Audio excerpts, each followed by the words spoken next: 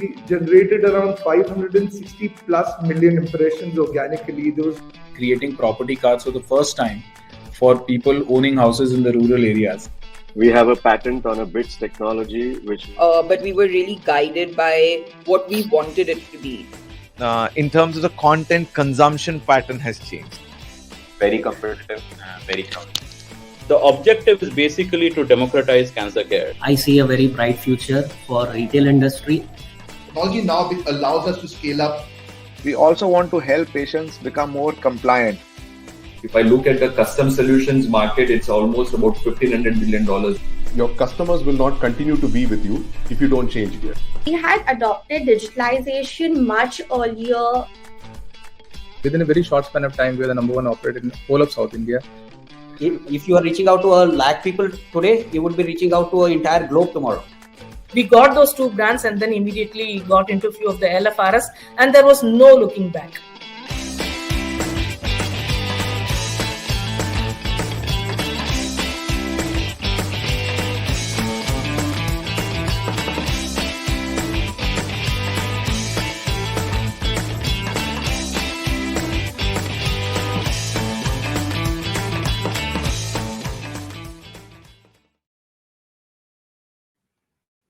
Hello, everyone, and welcome to the 42nd episode of ASCENT Talks. My name is Ajit Panikar, and I have been an ASCENT member for over 10 years, and I lead Nova, an air conditioning company, and Pure Blue, a tech-enabled startup in the air conditioning domain.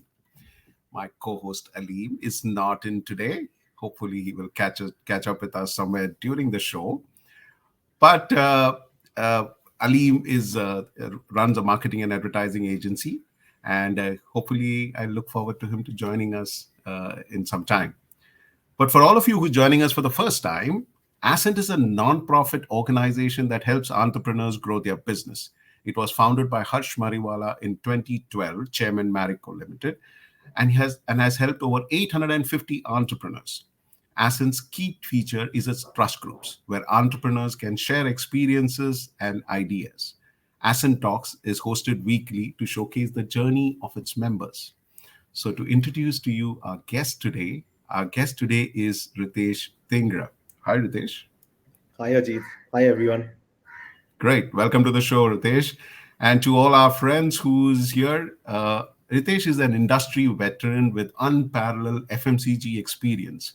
Reetesh Dhingra is the co-founder of Whiz, one of India's fastest growing brands for personal care and hygiene products, a subsidiary of Cossmic products, a brand renowned for its extensive experience, focus, and expertise in high quality, affordable personal care and hygiene products since 1978. At Whiz, Reetesh spearheads the strategy and finance departments and oversees new product development, envisioning Whiz to become an established brand and a household name across India by next year. Reetesh aims to see the brand as one of the top companies in the FMCG personal care space. Furthermore, he looks to nurture Whiz into a brand that grows on the back of its employees, where everyone contributes to the growth. Wow, that's amazing, Reetesh. Reetesh, first question first. I mean, there are a lot of questions when you come in, somebody who's getting into the FMCG space, that also with a brand. But I guess before we get into that, why don't you tell us a little about your business? Tell us from your side, what is Cossmic, what is products, what is Whiz, right. How did it come across? Please, let's hear that from you. So I'll just take you all through my journey as such. I began, finished my MBA in marketing, got into advertising for about 5-6 months, was pulled into the family business. So my family business has always been about personal care manufacturing. So as soon as I got into business, being from kind of like a job background, was put into my first factory, which was in Lucknow. We had a couple of factories at that time, Lucknow and Mumbai. So Lucknow factory I was running for about 5-6 years. It was like a punishment posting kind of a thing where, okay, I go run this factory in this place, Lucknow, being a Bombay boy, running it over there. Clawed my way back into the Mumbai factory. So got into my dad's good books and started working in Mumbai. We launched hand wash during 2004-05. Very interestingly, hand wash was still to take off in the country. we coined the word Wiz, and we established it as a brand. And from there, I think we not look back. We've been growing Wiz. So we have a Wiz hand wash, a body wash, a hand sanitizer, wet wipes. We are just getting into paper disposables now. We have plans for color cosmetics going forward. So I think it's been interesting. FMCG is a fun space. I think the beauty of FMCG is everybody interacts with it every day. Your market is unlimited. Everybody is your customer, right from the person walking on the street to a boardroom guy. Anybody and everybody is your customer. So it's one of the most interesting industries ever. So it's been good fun. We all understand. We all understand. There's nothing like being in the roti kapda makan kind of a stuff. Where you have to live with it. That's great. But we also know that this field is all about big daddies, right? You've got the Levers, you've got the Procter and Gamble.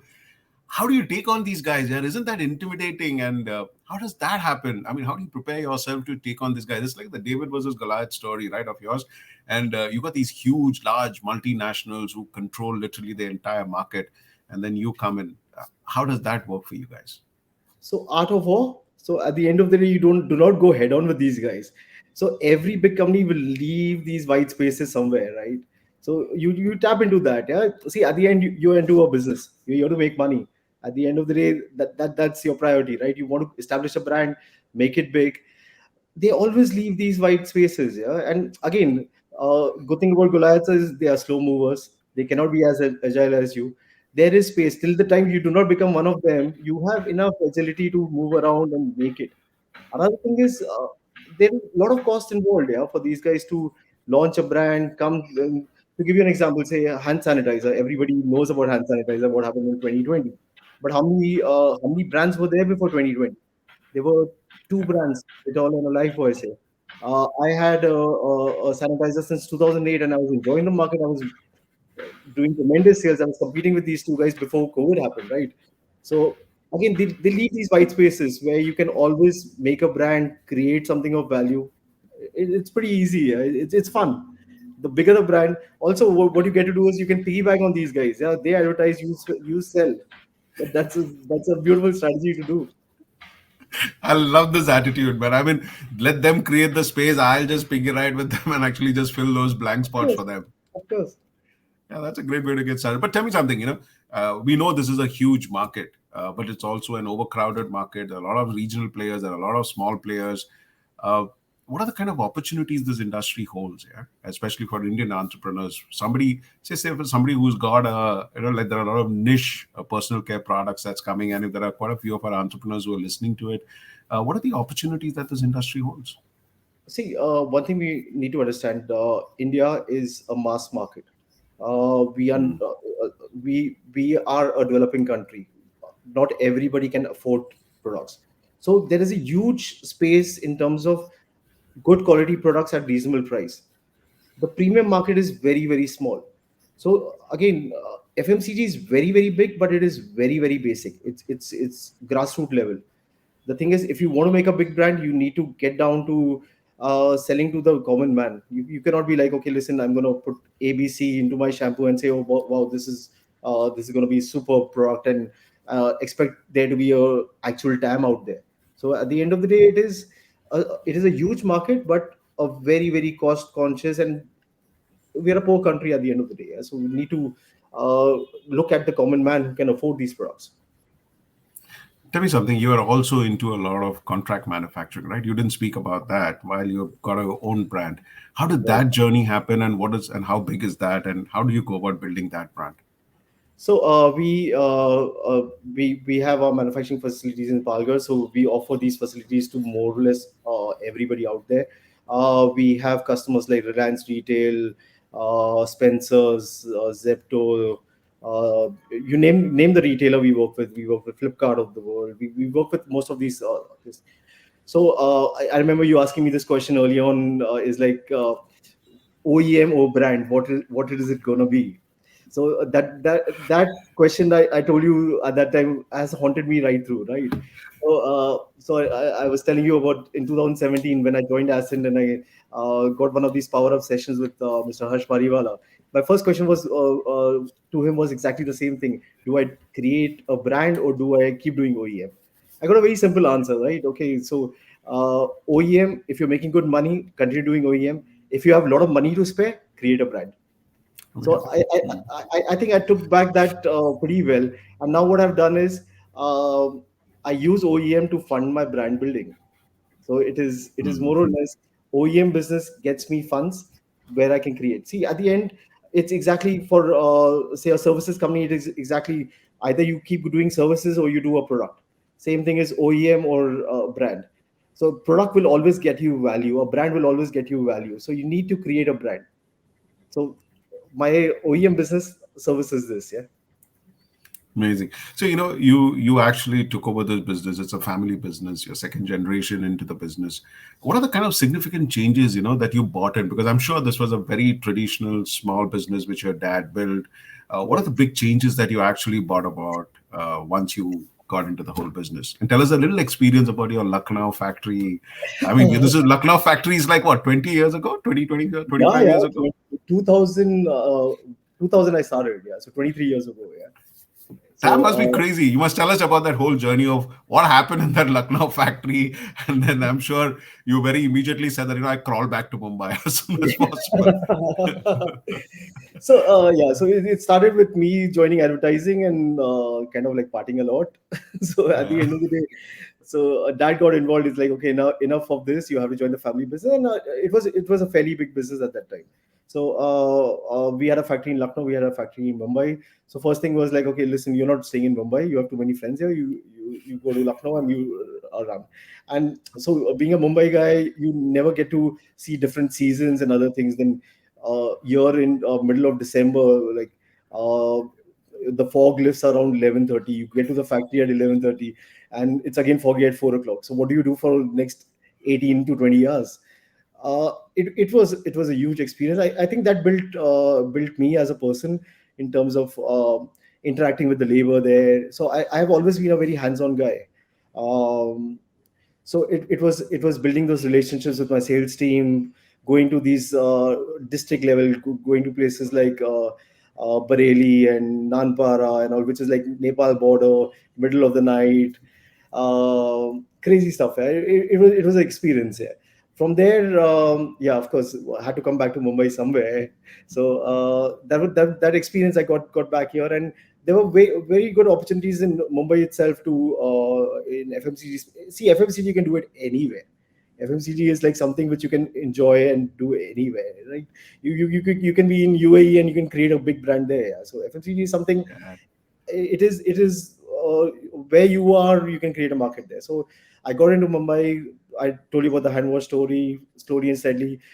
Hand wash story has a twist in it. In 2000, we started building the brand. We were doing very well. So 2005-06, modern retail started happening. We started getting listed in all of these stores. We were listed in a D-Mart or Reliance. We were top selling SKU in Reliance for quite a few months. We were doing amazingly good business. Then suddenly all the modern retailers started realizing, hey, listen, this brand does well. We can create a private label here. So that's where from a brand, I started having these meetings. Is listen, we want to keep two national brands. That's Lifebuoy and Dettol, and the third brand should be a private label. So either you start making private label for us, or we're going to delist Wiz anyways. So I think from there I took it off. Okay, like this is a good opportunity creating private labels for these guys. Yeah, good money, low hanging fruit, not much to do. Create the product, manufacture, send truckloads. They take care of sales. So yeah, that's where that journey happened. Yeah. Amazing. Yeah. So it's like, let the factories keep running, let it keep producing, and let's build scale with this kind of stuff. Absolutely. Yeah. Amazing. But building this brand was or building the OEM business or building a factory in UP and then in Bombay and getting it is never easy. Tell us, as an entrepreneur, what are the challenges that you faced here? I mean, and that's something that every entrepreneur wants to know, how easy was it? How difficult was it? Tell us some of those stories and of those challenges that you faced. So manufacturing is difficult. It is manufacturing is not easy. You're handling a lot of dynamics here. You have 150 labor in your factory. You have regulations you have to follow. You go through these massive audits. If you're working with big companies, you're going through massive audits, which happen once or twice every week. Yeah. So challenges are many. Luckily, I've got out of the day to day, so I just look at from the outside now and let my team run that. To give you a story, challenges. Let's talk about COVID, right? That's where most of the people would think, listen, that would be the most easy part. You are in the midst. You've been making sanitizers for 10 years. You're in the midst of hyper growth. People are lining up to buy it. There are not enough producers. This is the best opportunity any company can get, right? You're in the middle of hyper growth. It was the most challenging time of my life. Honestly, I have never faced a bigger challenge in my life. I was more or less hands off. At that time, I had to jump into the company again and run this remotely. It was lockdown. We actually used to have physically a police vehicle go through every factory, shut off all the factory, come park it outside a factory and say, boss, तुम्हारा factory 24 घंटे चलना चाहिए. It should not shut off. Now in that time, everybody's sitting at home, right? So grass is greener. So I envy those people sitting at home, right? I am here organizing people into the factory. One, getting the labor in, getting material in, getting material out. Let's not. I'm not even getting into the politics of it. I'm not talking about the number of favors you have to do. Trying to satisfy each and every customer in terms of listen. Everybody is wanting that growth, right? Everybody wants to sell. Every retailer of mine suddenly is super active, saying like, "Listen, you make sanitizer. We are supposed to be your priority." See, at the end, we all marketing people, right? So at the end, we market to a customer, you are my priority and no one else is. But at this point, who is your priority? You cannot work with you cannot satisfy everybody. You have to get out of bad contracts, you have to get into good contracts. The world is thinking you're making crazy money. So yeah, let's make some crazy money. It's not just do the run of the mill thing. So I have had sleepless nights for about 6 months. My trust group would tell you what kind of a state I was in, but their support, family support, I think just got through it. And it's fun. Yeah, at the end you have to take business as fun. Yeah, if you're not enjoying business, you have no right to do it. Yeah? Enjoy it. Yeah. But Reetesh, tell me something, how do you actually end up deciding which product? Because personal hygiene and personal care is such a wide range. I mean, how do you actually start designing? Okay, we got sanitizers, we've got wet wipes, we've got, I don't know, your range is a pretty wide range. So how do you actually end up deciding which brand, which product, or which SKU types to go around? Is there a science behind it? So honestly, this is applicable to every entrepreneur. When you're close to your business and you have enough experience, you get this thing of intuiting what is going to happen. We call it intuition, but it's more or less experience, right? So before things happen, they're going to happen. If you are in touch with your business, you're at the grassroots level, you're understanding day-to-day business, everything you understand, you're able to predict what is going to happen. So to give you an example, when sanitizers was big, right? So we started stockpiling raw materials and packaging material this was in 2020 January. This was before the lockdown hit and before COVID hit India, because we got signs from, say, Singapore suddenly importing sanitizers from India to Singapore, which was pretty strange. And this was getting routed to China. So again, you knew the signs were out there. So we were very well prepared for it. Then by August 2020, when people were getting into my industry, I was getting out of it. So I remember one of my biggest customers came to me and giving a huge prediction, saying that, listen, September, October, November, we're going to do this X amount of sanitizer. I'm like, listen, I am going to give you what I have. I'm not going to invest in any new machinery, nothing. And I'm telling you, this is not going to work. He's like, no, listen, our marketing team has given this projection. You better do it. I had a fight with him. I was like, listen, you go to some other vendor. I am not doing this. I'm not going to get stuck with your raw material. See, it's very easy for you to give me a projection, a purchase order. You can cancel that purchase order very easily. Yeah. So by August 2020, we were building our hand wash capacities instead of doing hand sanitizers. So 2021, we were riding the wave of hand washes because we knew, hand sanitizer was never a good product for our country. It is basic alcohol. At the end of the day, you have dirt and grime. At the end of the day, when you come home, your hands are dirty. It's not just bacteria and viruses on them. They're dirty. You need to wash your hands. So 2021, we were working on hand washes at that time. By 21, I knew hand washes, like everybody was getting into it. So now the next step is what is going to be big? So my next bet is on paper disposals. That's what we got into now. We just put up a new factory for tissues, napkins, paper cups, all these products. I think this is going to be the next big wave.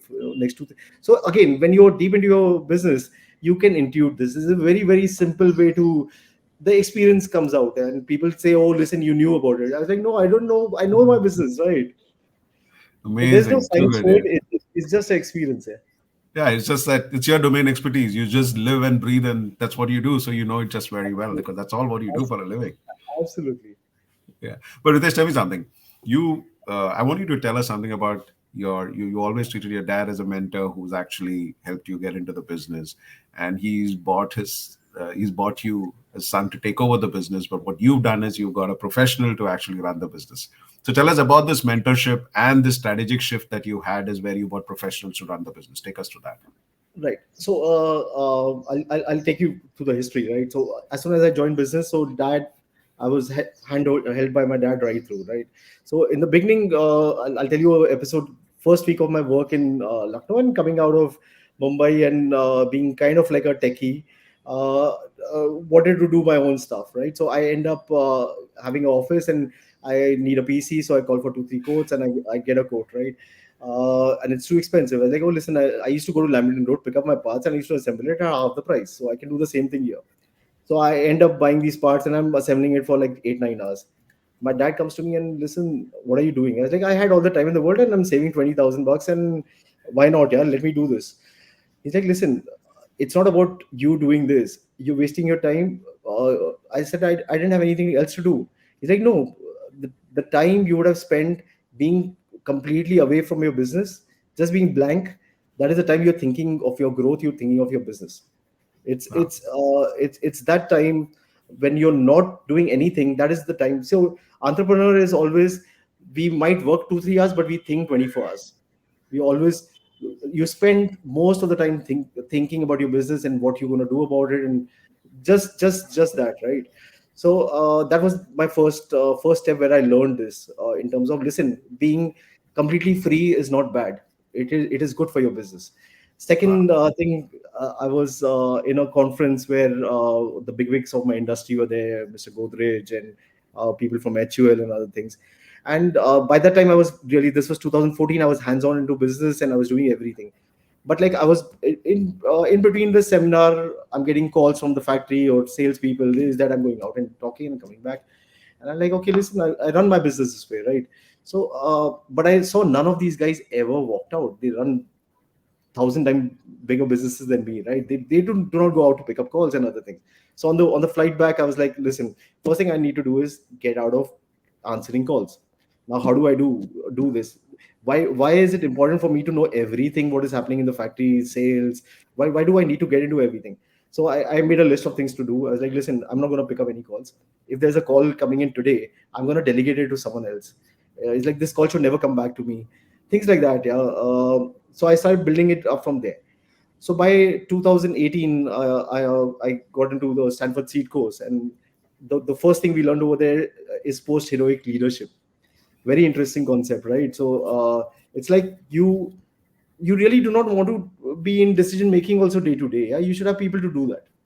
At the end of the day, my value in my company is not that I run day-to-day operations. I answer a few mails, I answer calls. See, decision making is important for the company. What do you do every day? You answer mails, you do phone calls, you do tasks, you do decisions. Yeah. Can this be delegated?